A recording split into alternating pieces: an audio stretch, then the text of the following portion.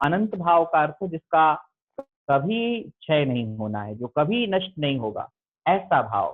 क्योंकि भारतीय परंपरा में वैशेषिक दर्शन आदि जो अन्य दर्शन हैं, उसमें वैशेषिक दर्शन यह मान रहा है कि आत्मा के मोक्ष होने के बाद उसमें गुण का अभाव हो जाता है। वो कहता है ये जो ज्ञान गुण है ये आत्मा का शाश्वत गुण नहीं है। उनकी मान्यता है कि जैसे ही मोक्ष होगा तो मोक्ष के बाद ज्ञान रहित हो जाएगी आत्मा, क्योंकि ये ज्ञान एक ऐसा गुण है जो आत्मा में समवाय से आया है। समवाय का अर्थ है कि जैसे कोई भिन्न चीज थी और वो उसमें स्थापित हो गई है।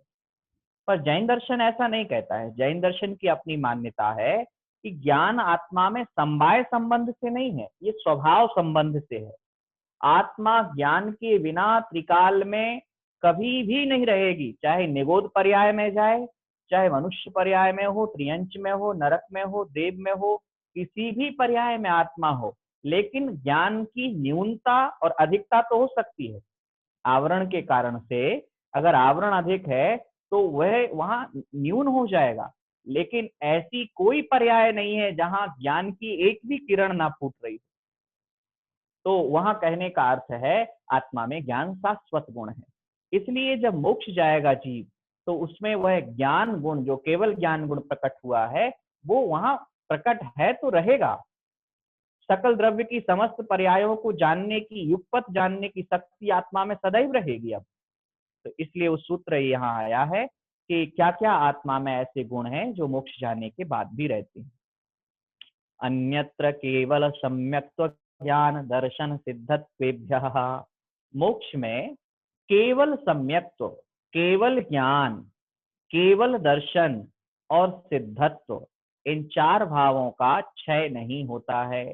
ये चार भाव यहाँ हमेशा रहेंगे आत्मा में। अब वहाँ छायक सम्यक्त्व है, वहाँ छायक जो ज्ञान प्रकट हुआ है वह है, छायक दर्शन रहेगा और सिद्धत्व अवस्था उनकी हमेशा रहेगी। इस प्रकार से सिद्ध भगवान में ये गुण हमेशा रहते हैं। इसके साथ साथ हम लोग जो अन्य गुणों की अगर चर्चा करें सिद्ध भगवान के, तो उनके बारे में थोड़ी सी चर्चा यहाँ पर कर लेते हैं।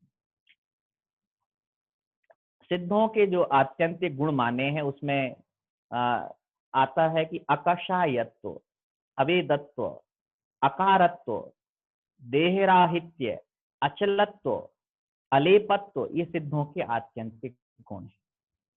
ऐसा कहा जाता है कि आत्मा सिद्ध बनने के बाद लोक के अग्रभाग में अर्थात सबसे ऊपर जो लोक का सर्वोपरि भाग है उसको कहते हैं तनुबात बल है। क्योंकि अगर हम 8वीं पृथ्वी की 16 जो स्वर्ग हैं और 16 स्वर्ग के बाद 9 ग्रैवेयस हैं, 9 अनुदिश हैं, 5 अनुत्तर हैं, तो कहते हैं सर्वार सिद्धि विमान का जो ध्वजदंड होता है उसके बाद 12 योजन का एक वहां जो आकाश प्रदेश माना है या रिक्त प्रदेश जिसको हम मान लें कि वो है, और उसमें बात बलय संज्ञा वहां पर बनाई गई है। फिर उसके बाद ईशत प्रागभार नाम की एक पृथ्वी है। वो ईशत प्रागभार पृथ्वी के एक राजू तो उसका विस्तार है, और अगर उसकी ऊंचाई की बात करें तो 8 योजन उसका वो विस्तार ऊंचाई में माना गया है। उसी 8 योजन में फिर वहां विस्तार में वहां पर एक सिद्ध शिला है जिसको 45 लाख योजन की जो हम उत्तान धवल छत्र ऐसा कहते हैं कि ऊपर की ओर तने हुए श्वेत छत्र की तरह से मणियों की वह जो सिद्ध शिला वहां पर बनी हुई है, वो सिद्ध शिला उस ईसत प्रागभार पृथ्वी के ऊपर नहीं रखी है, वो बिल्कुल उसमें खचित है। जैसे कहें कि उस पृथ्वी के अंदर ही वो समाहित है, लेकिन उसका गोल विस्तार 45 लाख योजन है। और उस सिद्ध शिला पर भी भगवान विराजमान नहीं है। उस सिद्ध शिला के बाद वहां बलय बने हुए हैं, और उन बलय में घनोदधि बलय, तनु उसके बाद घन बात बलय, और ऊपर का जो बात बलय है तनु बात बलय। तो उस 1575 धनुष का जो तनुबात बलय माना है उसके ऊपरी भाग में ये मुक्त आत्माएं सदैव के लिए विद्यमान हो जाती है। फिर कहा है कि इनकी आत्माओं का कोई प्रदेश आकार भी शेष रह जाता है, या प्रदेश पूरे लोक में फैल जाएंगे, क्योंकि अब उनको बांधने के लिए नाम कर्म तो है नहीं वहां पर। तो आचार्य कहते हैं ऐसा नहीं है कि नाम कर्म का अगर हो तभी आत्मा के प्रदेश बनेंगे। अब आत्मा में आत्मा के प्रदेशों को फैलाने वाला भी कोई कारण नहीं है, इसलिए अब आत्मा के प्रदेश उस स्थिति में रहेंगे जिस स्थिति में, जिस शरीर से भगवान ने मोक्ष प्राप्त किया है। मान लीजिए भगवान ने अगर 525 धनुष का उनका शरीर था और उस शरीर से मोक्ष प्राप्त किया है, तो अब आत्मा के प्रदेश 525 धनुष का जो आकार वाला शरीर था उस आकार के रहेंगे। अगर 3.5 हाथ के शरीर से मोक्ष प्राप्त किया तो उतने रहेंगे।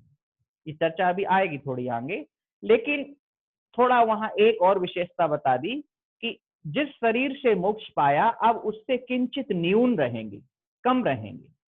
उसका कारण देते हैं कि मूल शरीर में जो नासिका आदि में खाली जगह है, हमारी नाक के अंदर जो कान के अंदर खाली प्रदेश है, वो वहां अब नहीं रहेगा उन प्रदेशों में, क्योंकि खाली कुछ रहना ही नहीं है।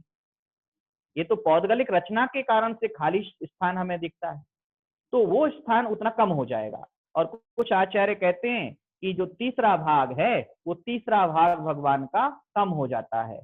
जैसे उदाहरण के लिए अगर 90 धनुष की अवगाहना वाला कोई जीव वहां जा रहा है, तो मोक्ष में जाकर अगर 3 भाग कर दें उसके 2/3 की स्थिति से, तो उसका 60% शरीर वहां रहेगा आत्मा का प्रदेश आकार में, 30 वहां घट जाएगा। तो ये दोनों प्रकार के मत उसमें मिलते हैं। और दूसरी एक विशेषता है, एक सिद्ध भगवान जहां पर विराजमान है वहां पर आपको उसी उन्हीं एक भगवान में अनंत सिद्ध विराजमान हो सकते। एक सिद्ध भगवान को दूसरे सिद्ध भगवान से कोई बाधा नहीं है, क्योंकि सबका अब वहां अव्याबाद अंतराय कर्म पूर्ण क्षय हो गया, मोहिनी कर्म क्षय हो गया, तो सब अपने अपने अनंत सुख में आत्मा के स्वभाव में लीन है। तो इसलिए स्थान की वहां कोई समस्या नहीं है। सिद्धशिला को 45 लाख योजन का विस्तार दिया है, और हमारा जो 2.5 दीप है जहां से मोक्ष होता है, जहां पर मनुष्य जा सकते हैं, क्योंकि मनुष्यों को ही मोक्ष होगा, वो भी 45 लाख योजन है। तो अगर क्षेत्र की दृष्टि से देखें तो इस 45 लाख योजन के क्षेत्र में कहीं से भी जीव अगर मोक्ष जाता है, ऐसा कहते हैं शास्त्रों में लिखा है कि अगर कोई मुनि शुक्ल ध्यान लगा रहे थे और उनको उस समय मोक्ष होने वाला था, तो उस मोक्ष होने की अवस्था में यदि कोई उपसर्ग आ जाए, कोई देवकृत या कोई अन्य उपसर्ग, और उपसर्ग की अवस्था में ही 13वां 14वां गुण स्थान भगवान चढ़ गए, तो जिस स्थान पर भगवान है उसी स्थान से, चाहे वो लवण समुद्र हो, चाहे वो अन्य कोई क्षेत्र हो, वहां से भी मोक्ष हो सकता है। वहीं पर उनकी आत्मा सिद्ध लोक में अनंत काल के लिए विराजमान हो जाए। ये व्यवस्था है। सिद्ध भगवान के जो और गुण हम लोग पढ़ते हैं उनमें छायक सम्यक्त, अनंत ज्ञान, अनंत दर्शन, अनंत वीर्य, सूक्ष्मत्व गुण है भगवान में, अवगाहनत्व गुण है, अग्रुलघुत्व गुण है, और अव्यावाद गुण है। ये भगवान के वहां पर सिद्धों के 8 गुण विशेष रूप से वर्णन किए गए हैं। देखिए कहा है कि सम्यक्त्वादि 8 गुण तो मध्यम रुचि वाले शिष्यों के लिए है। अगर विस्तार रुचि वाले शिष्यों के प्रति हम भेद करें तो विशेष भेद नय के अवलंबन से तो भगवान में गति रहितता है। अब भगवान और ऊपर गति नहीं करेंगे, जहां सिद्ध लोग है वहां रुक गए। अब क्यों रुक गए वो अगले सूत्र में आएगा। इंद्रिय रहितता, शरीर रहितता है भगवान की, योग रहितता है, वेद रहितता है, कषाय रहितता है, नाम रहितता है, गोत्र भी नहीं है वहां, आयु भी नहीं है, और विशेष गुण है। इस प्रकार भगवान के जो सामान्य गुण है वो तो होते ही हैं, जैसे अस्तित्व, वस्तित्व, प्रमेयत्व आदि सामान्य गुण है। इस प्रकार भगवान में सिद्ध अनंत गुण जानना चाहिए। अब इसके बाद देखें, जैसे अगर हम इसको थोड़ा समझ लें, कौन से कर्म का क्षय होने से कौन सा गुण प्रकट हुआ, तो वो थोड़ा सा और, ज्ञानावरण कर्म क्षय हुआ तो अनंत ज्ञान प्रकट हो गया। दर्शनावरण कर्म का क्षय हुआ तो अनंत दर्शन हो गया। वेदनी कर्म के क्षय से अव्यावाद गुण, सुख गुण प्रकट हुआ, और मोहिनी कर्म के क्षय से सम्यक्त प्रकट हुआ भगवान में। आयु कर्म का क्षय हुआ तो अवगाहनत्व आ गया। अब इतना एक सिद्ध में अनेक सिद्ध समा सकते हैं। नाम कर्म के क्षय से सूक्ष्मत्व गुण आ गया है। गोत्र कर्म के क्षय से अवरु लघुत्व आ गया है भगवान में। ना तो अब भगवान का इतने गुरु हैं कि वो मान लीजिए नीचे आ जाए, ना लघु है कि और ऊपर चले जाए। आत्मा में एक ऐसा अवरु लघुत्व गुण प्रकट हुआ है कि अब वह उस स्थान पर है जहां उसी स्थान पर आत्मा अनंत काल के लिए स्थित रहेगी। अंतराय कर्म के क्षय से अनंत वीर्य आत्मा में, वीर्य का शक्ति हो। आयु कर्म के क्षय से भगवान में सूक्ष्मत्व गुण प्रकट हो गया है। तो यहाँ पर इन सब चीजों को हमने देखा। नाम कर्म के क्षय से अगुरु लघु अथवा गोत्र कर्म के क्षय से अगुरु लघु प्रकट होता है, ऐसा भी कहीं कहीं कथन मिलता है। अब हम अगला सूत्र देख लेते हैं। अगर इन 8 गुणों के बारे में कहीं कोई जिज्ञासा हो किसी को कि कौन से गुण से क्या होता है, तो वो अलग से पूछ लेना। सामान्य इनके अर्थ सामान्य थे वैसे, क्या महत्व है, क्या अनंत वीर्य है, क्या अनंत दर्शन है, क्या अनंत ज्ञान है, ये हमने पहले सब समझ लिए हैं। अब हम अगला सूत्र देख रहे हैं और इस सूत्र में ये समझने का प्रयास कर रहे हैं कि जब सिद्ध परमेष्टि भगवान की आत्मा यहाँ जिस स्थान से उन्हें मोक्ष प्राप्त हुआ और वहां से मोक्ष प्राप्त करके ऊपर की ओर एक समय में, कितना समय लेती है, एक समय में वह सिद्ध लोक के लिए पहुंच जाती है। तो फिर उसके प्रश्न और उठ रहा है यहाँ पर कि वह ऊपर क्यों जा रही है, कहाँ जा रही है, आत्मा कहाँ जाता है। तो 5वां सूत्र देख लें।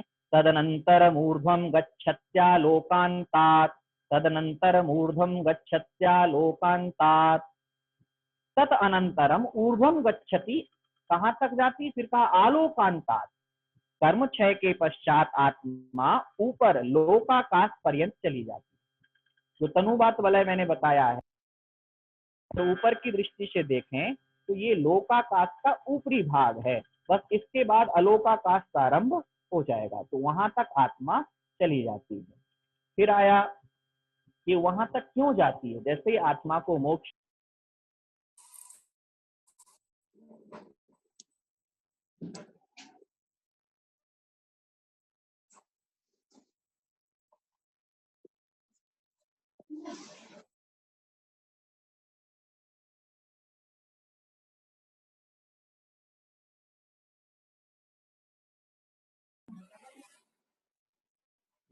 थोड़ा सा जो ब्लूटूथ है वो बंद हो चुका है, पावर ऑफ हो गई है, उसकी आवाज आ रही है क्या? हाँ ठीक है, ठीक है ना, ठीक है। यहाँ पर जो अभी चर्चा चल रही थी इसमें ये बता रहे हैं कि ऐसा क्या हुआ कि आत्मा मोक्ष होने के बाद वह आत्मा ऊपर ही क्यों गई। ये प्रश्न उठा लिया, दार्शनिक प्रश्न है कि आत्मा के पास अब गति करने के लिए कोई विशेष कारण नहीं है, कर्म शेष नहीं है, तो दाएं भी जा सकती थी, बाएं भी जा सकती थी, नीचे भी जा सकती थी, ऐसा क्या है कि ऊपर की ओर ही जाती है आत्मा। तो उसका उत्तर इस सूत्र में मिलेगा 6वें में। पूर्व प्रयोगाद संगत्वाद बंधच्छेदात् तथा गति परिणामाच्च, पूर्व प्रयोगाद संगत्वाद बंधच्छेदात् तथा गति परिणामाच्च। कह रहे हैं कि देखिए इसका कारण है कि पूर्व के संस्कार से आत्मा में ऐसा संस्कार है ऊर्ध्व गति करने का। हम कहते हैं किसी चक्र को अगर एक बार घुमा दिया जाए तो थोड़ा सा घुमाए फिर वो घूमता रहता है, तो आत्मा में पूर्व का संस्कार है। फिर दूसरा कारण है कि अब कर्म का संग नहीं है, कर्म का जब संग रहता है तो कर्म ही उसको दाएं बाएं नीचे ले जाता है। आत्मा को त्रियग या जिसको हम कहते हैं आकाश प्रदेशों की श्रेणी के अनुसार जिस स्थान पर जन्म लेना है वहां पर कौन ले जाता है, तो वहां पर आत्मा को कर्म ले जाते हैं। अब कर्मों का कोई संग नहीं रहा है, सभी कर्म वहां आत्मा से अलग हो गए, तो अब यह प्रश्न नहीं बनेगा कि वो तिर्यक क्यों नहीं जा रही है, दाएं बाएं क्यों नहीं, नीचे क्यों नहीं जा रही है, अब वो ऊपर ही जाना है उसको। एक और कारण दिया कि ऊर्ध्वगमन स्वभाव है उसका, ऊर्ध्वगमन आत्मा का क्या बताया, स्वभाव बताया, तो इसलिए आत्मा मुक्त जीव ऊर्ध्वगमन करता है। वहां कहा भी है जीवो वो मो अमुक्तिकर्ता सदेह परिमाण, और फिर वहां सिद्धोत्स उद्योगमयी अर्थात जो सिद्ध भगवान या आत्मा में जो सिद्धत्व गुण होता है उस समय आत्मा ऊर्ध्वगमन करने वाली होती है। 9 अधिकारों में ये व्याख्या भी आई है। तो अब इन कारणों से आत्मा का ऊपर की ओर ही गमन होगा, दाएं बाएं नीचे नहीं होगा। ये जितने भी यहाँ पर ऊपर गमन करने के लिए कारण बताए हैं उनके लिए उदाहरण देके समझा है, उदाहरण देंगे तो और स्पष्ट हो जाएगा।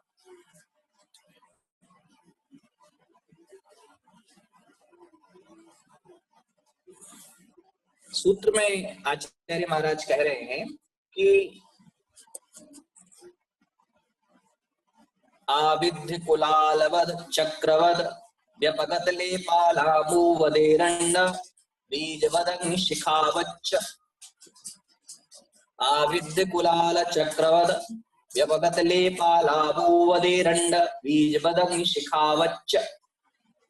कुंभकार के द्वारा घुमाया गया चक्र, आविर कुलाल कहते हैं। कुंभकार जब कोई चक्र घुमाता है, उसे घड़ा बनाना है, तो घड़ा बनाने के लिए उसमें जिस प्रकार से अपने चाक में वो दंड लगा करके, डंडा फंसा करके फिर उसको घुमा देता है, तो एक बार घुमाने पर जैसे वो चाक घूमता रहता है, ऐसे ही आत्मा का ऊपर की ओर जाने का संस्कार पड़ा हुआ है। फिर दूसरा कहा है कि व्यपगत लेपा लांबुवत, और अगर किसी तुमड़ी पर, तुमड़ी कहते हैं जो आपने देखा होगा सूखी हुई तुमड़ी होती थी, कड़वी तुमड़ी जिसको हम कहते हैं, उस पर अगर मिट्टी का लेप कर दिया जाए, तो उस लेप के कारण से, मिट्टी का अगर लेप कर दें और पानी में डाल दें, तो वो तुमड़ी क्या करेगी, पानी में नीचे चली जाएगी। लेकिन जैसे ही मिट्टी हटेगी, मिट्टी वहां से गल जाएगी, तो वहां वो तुमड़ी का स्वभाव है पानी के ऊपर तैरना, वो कभी डूबती नहीं है।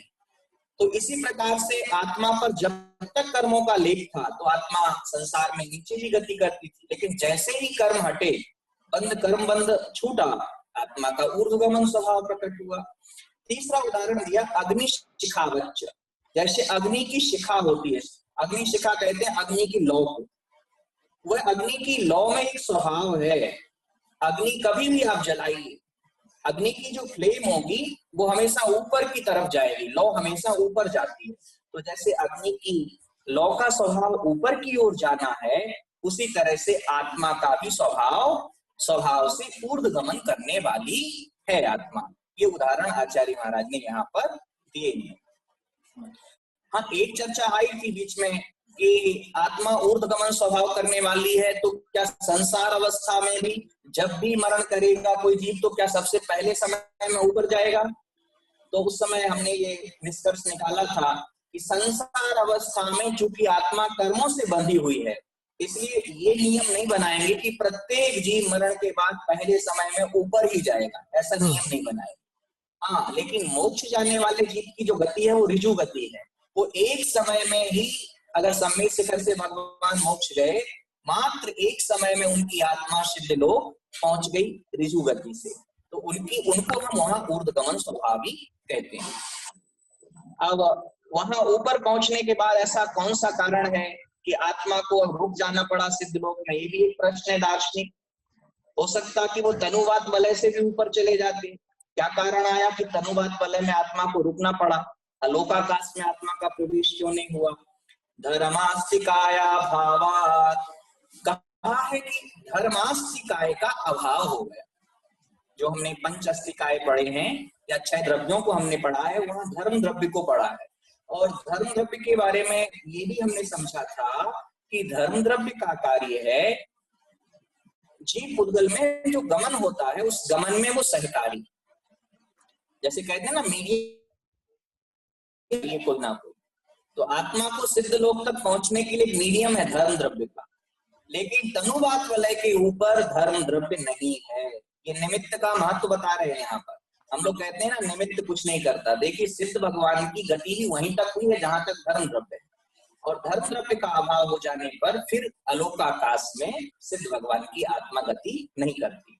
तो ये हमें इस प्रश्न से समाधान मिल गया कि वहां आगे धर्म द्रव्य नहीं है, क्योंकि अलोकाकाश में केवल एक ही द्रव्य है, आकाश द्रव्य। शेष 5 द्रव्य उस आकाश अलोकाकाश में नहीं है। तो जो जिस लोक की रचना को आप देखते हैं, जो नक्शा बना रहता है कि कमर पर हाथ रखे कोई व्यक्ति जैसे खड़ा हो, तो उतने उस संपूर्ण लोक में धर्म द्रव्य है, उसके बाहर धर्म द्रव्य नहीं है, अधर्म द्रव्य नहीं है, काल द्रव्य नहीं है, जीव द्रव्य नहीं है, पुद्गल द्रव्य नहीं है, केवल अगर है तो आकाश मात्र वहां पर रह जाता है। अब अगर मुक्त आत्माओं में भेद करना पड़े कि मुक्त आत्माओं को भी हम समझना चाहते हैं, तो एक दृष्टि से देखें, अगर कोई प्रश्न करे कि जितने सिद्ध अभी ऊपर विराजमान है उन्हें हम भेद करके समझाना चाहें किसी, तो क्या भेद कर सकते हैं? तो इसका उत्तर सामान्यतः तो यही मिलेगा कि सभी सिद्ध भगवान एक जैसे हैं, सभी में एक जैसे गुण हैं, इसलिए उनमें कोई भेद नहीं कर सकते। लेकिन फिर भी अगर भेद करके समझना हो तो क्या करें? तो उसके लिए एक सूत्र दे रहे हैं भेद व्यवहार कैसे मुक्त आत्माओं में, आज के इस अध्याय का अंतिम सूत्र है ये। क्षेत्र काल गतिलिंग तीर्थ चारित्र प्रत्येक बुद्ध बोधित ज्ञानावगाहनांतर संख्याल बहुत्वतः साध्याः। तो फिर कह रहे हैं, जैसे कहते हैं ना कि भाई प्रधानमंत्रियों में भेद करिए, तो प्रधानमंत्रियों में क्या भेद करें? प्रधानमंत्री का डेजिग्नेशन एक जैसा है, पावर एक जैसी है, उनके जो अधिकार है वो एक जैसे हैं। तो क्या नहीं, भेद तो आप कर सकते हैं। एक चाय वाला भी प्रधानमंत्री बन सकता है, एक आईएएस का बेटा होगा वो भी प्रधानमंत्री बन सकता है। तो हम ये कह सकते हैं ये चाय वाले थे, ये प्रधानमंत्री बन गए, ये जो है आईएएस के बेटे थे, ये भी प्रधानमंत्री बन गए। तो भूतकाल की अपेक्षा भेद हम उनमें कर सकते हैं। उसी दृष्टि से सिद्ध भगवान में भी हम भेद करके उनको समझ रहे हैं। सबसे पहले क्षेत्र की अपेक्षा से, सिद्ध क्षेत्र से या कर्म भूमि में सिद्ध होते हैं। सिद्ध कहाँ होंगे? कर्म भूमि में सिद्ध होते हैं। प्रत्युत्पन्न नय की अपेक्षा से सिद्ध क्षेत्र स्वप्रदेश या आकाश प्रदेश में सिद्धि होती है, और भूत प्रज्ञापन नय की अपेक्षा से 15 कर्म भूमियों में सहरण की अपेक्षा मनुष्य लोक में सिद्धि होती है। भाई अगर हम सिद्ध क्षेत्र बना लें तो हम कहते हैं ना, ये पार्श्वनाथ भगवान की टोंक है, ये शांतिनाथ भगवान की टोंक है, ये श्रेयांशनाथ भगवान की टोंक है, ये चंपापुर वास्तुजी भगवान का। तो जितने क्षेत्र बनेंगे वहां से भेद आप सिद्ध में कर सकते हैं। जिस आकाश के जिस प्रदेश से जो मुक्त हुए होंगे आप वहां पर उनको विभाजित कर सकते हैं समझने के लिए। दूसरा है काल की दृष्टि से भेद डाल सकते हैं। एक समय में सिद्ध होते हैं वो साधारण रूप से अवसर्पणी और उत्सर्पणी काल में सिद्ध होते हैं, लेकिन अगर काल की दृष्टि से देखें तो कोई ना कोई समय भिन्न भेद आ जाता है कि ये सिद्ध इस समय हुए थे। अगर उदाहरण के लिए मोटे रूप में देखें तो हम कहेंगे भगवान ऋषभ देव का मोक्ष गए थे काल होता, महावीर भगवान 527 ईसा पूर्व मोक्ष चले गए थे। इसी तरह से जितने सिद्ध होते हैं सूक्ष्म अगर भेद करेंगे तो हम समय तक पहुंच जाते हैं कि ये अवसर्पणी के इस काल में इस समय में मोक्ष गए होंगे, ये अवसर्पणी के इस समय में मोक्ष गए होंगे।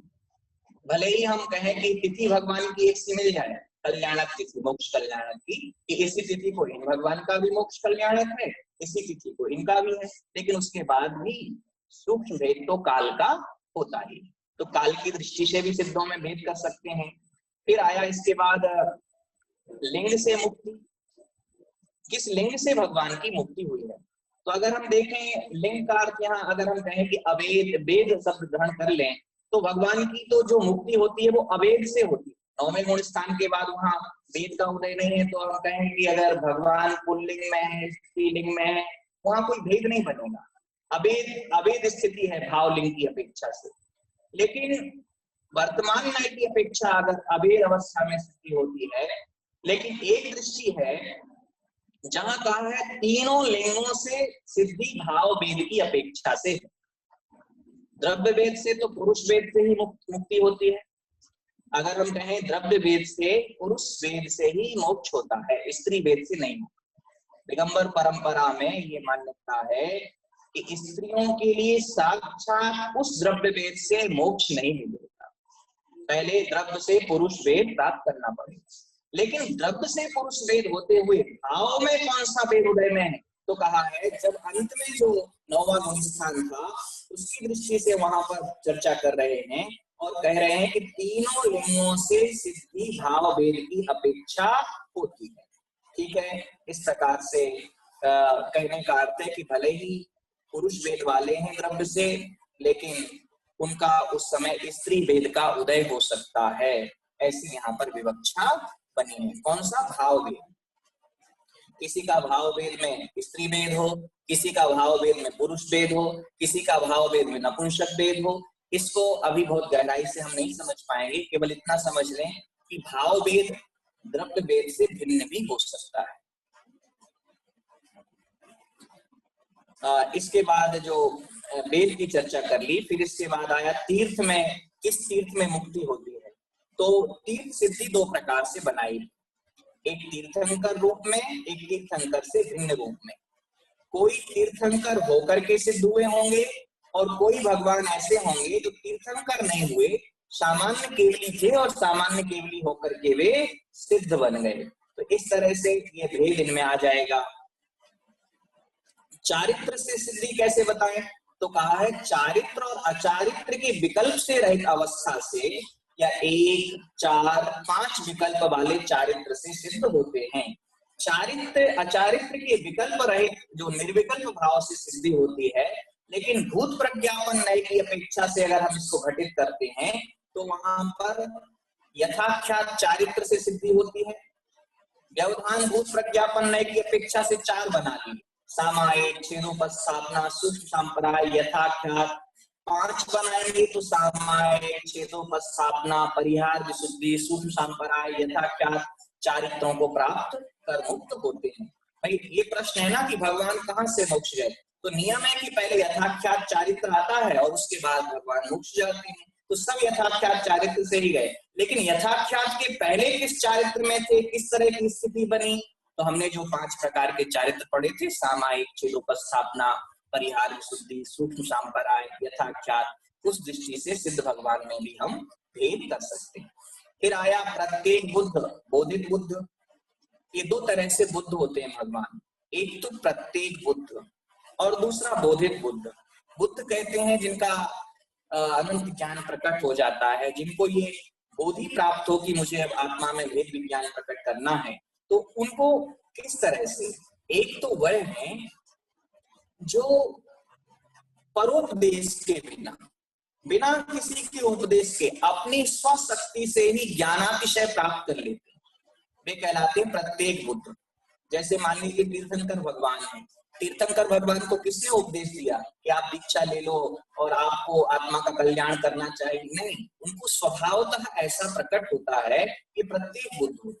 दूसरे हैं बोधित बुद्ध सिद्ध भगवान, जो कुछ परोपदेश से ज्ञान प्राप्त किया जिन्होंने, और फिर इन्होंने उसी भाव से मोक्ष को प्राप्त कर लिया। तो ये परोपदेश से बने हुए सिद्ध होंगे, इनको बोधित बुद्ध कहेंगे।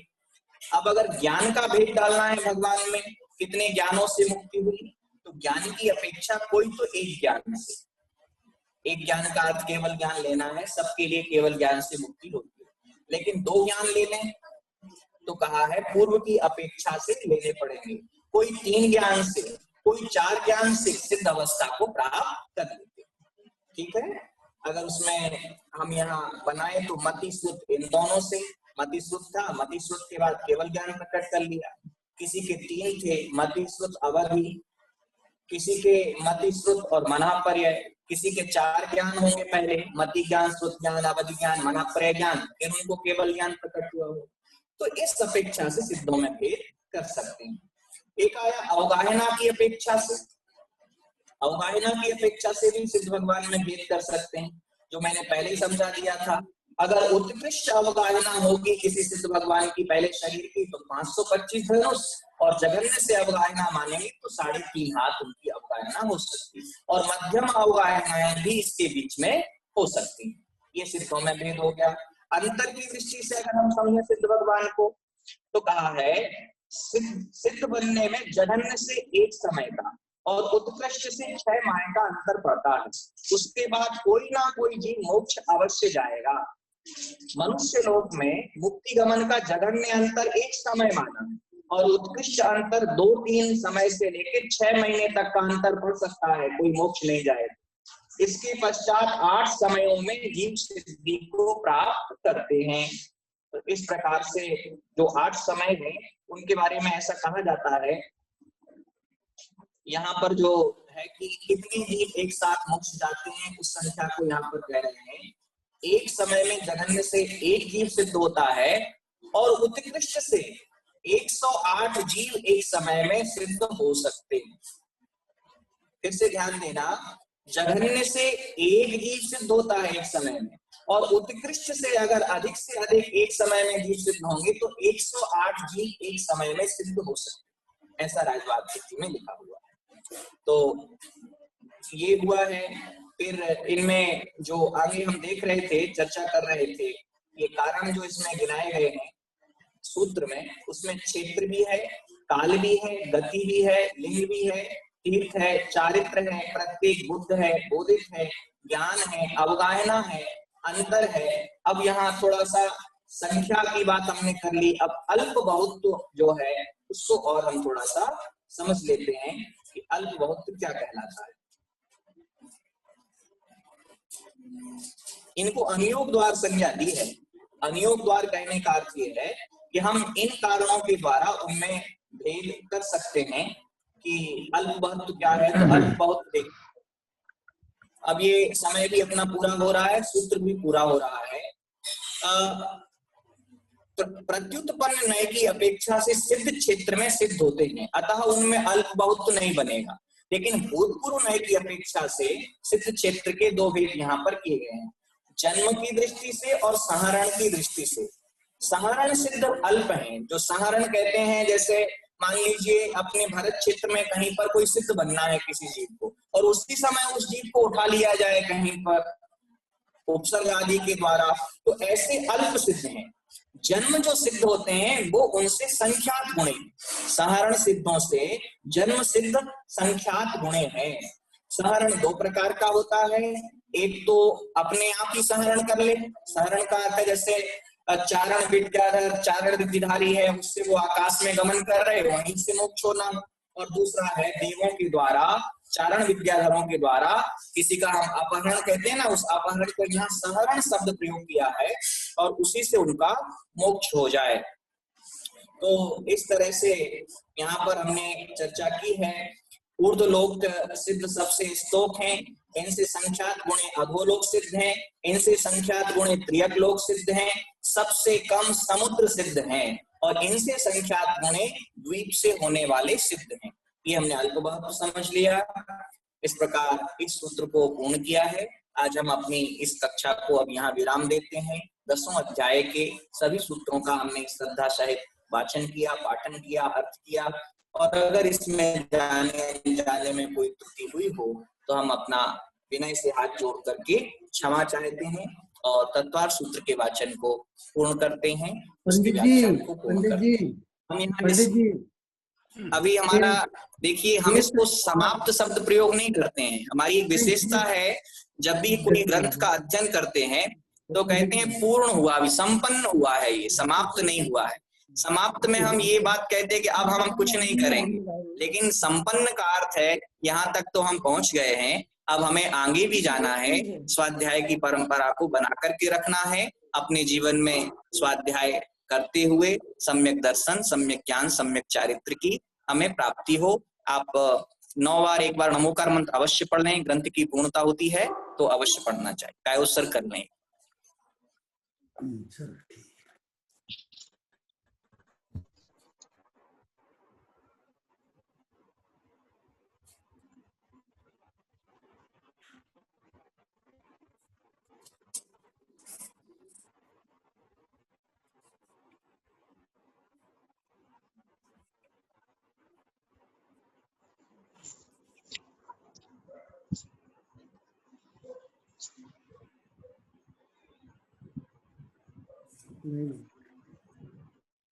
बोलिए द्वादशांगिनी माता की जय, आचार्य उमा की जय, तत्वार सूत्र जी की पंडित जय। जी साहब को बहुत बहुत साधुवाद, और जूम ऐप के लिए साधुवाद, और साथ में जूम ऐप और पंडित जी साहब और हम लोगों को जोड़ने वाले अशोक भाई साहब को साधुवाद। संजय भाई, अभी अपन सत्य भाई साहब कह रहे थे चलाएंगे। हाँ संजय भाई, सत्य में इकट्ठे हो रहे हैं अपन। हाँ, अभी हम इस मीटिंग को भी एंड कर रहे हैं और बिल्कुल तुरंत ही हम लोग फिर से एक बार लॉग इन करने वाले हैं। तो हमको एक नया सेशन पूरा मिलेगा और वो अपने इसी काम के लिए है कि हम अपने आगे के भाव और भी व्यक्त करेंगे, है ना जी। चलिए, जय जिनेंद्र, जल्दी से फिर से लॉग इन कीजिएगा प्लीज, 40 मिनट का समय और दीजिएगा, है ना।